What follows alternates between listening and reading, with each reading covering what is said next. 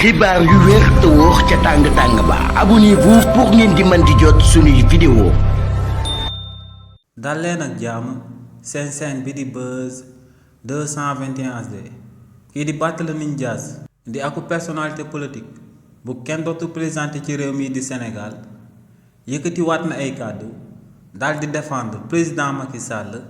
jëmale ko ci dette cachée bi nga xam ne waa FMI ñoom ñoo ko daal di dëggal te si li ni mel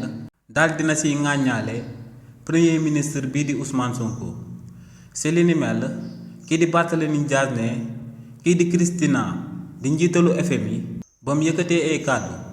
daal di dëggal que ne réewu Sénégal dañoo daal di amal akub dette cachée ne kon ci saa si moom ci wàllu boppam dafa waroon a daal di tekki nombal tànkam waaye tamit ne bépp agent buy liggéeyee FMI dafa waroon a daal di tekki nombal tànkam ndax ne ñooñee ñoom ñoo waroon daal di taxaw temm ba li ni mel du musa daal di am nee nag lu leer ba am moom mooy que ne réewu Sénégal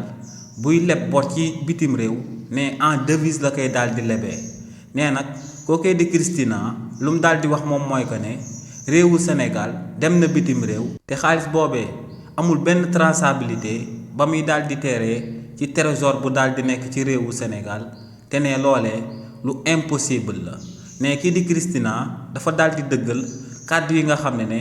premier ministre bii di Ousmane Sonko moom moo ko daal di wax ci réewu Sénégal te moom mooy que ne waa régime président Macky Sall dañ fee amal dette cachée nee nag premier ministre bii di Ousmane Sonko kookee di Christina bëgg daal di dëggal kàddoom ne kookee moom moo fi yëkkati kàddu daal di wax que ne am na ci benn compte bancaire bu ñu daal di fekk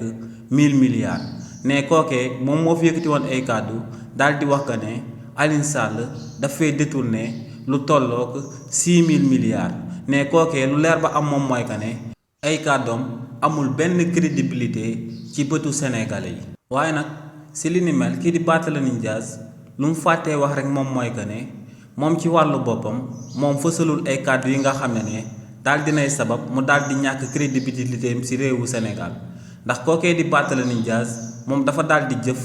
lu sabab mu daal di ñàkk crédibilité am ci réewu Sénégal te moom mooy que ne dafa daal di taxaw di wax Sénégal yëpp di ko daal di dégg mu ne ci benn douche publique daal dina fay def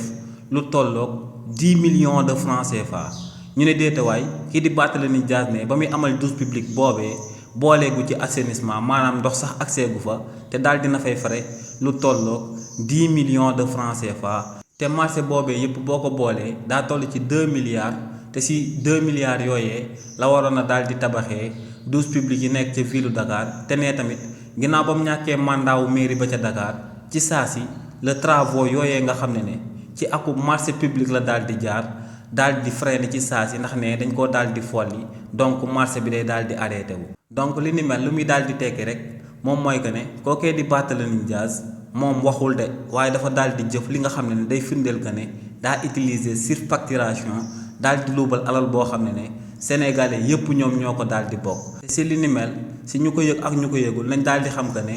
état bu Sénégal tàmbale na ay audit jëmale ko ci jëmm kookee di Barthélémy Dias si nu mu yoree woon mairie ba ca Dakar ginnaaw bañ ko fi tabee woon te lu leer ba am moom mooy que ne ci information yi ñu mujjee daal di joxe buñ ko gasee daal di koy càmbar kookee di Barthélémy Dias mën nañ koo toppee ay surfacturation ndax lu leer ba am moom mooy que ne ak 10 millions de francs mën nga see daal di samp akub kërëb zinc ba mu daal di àgg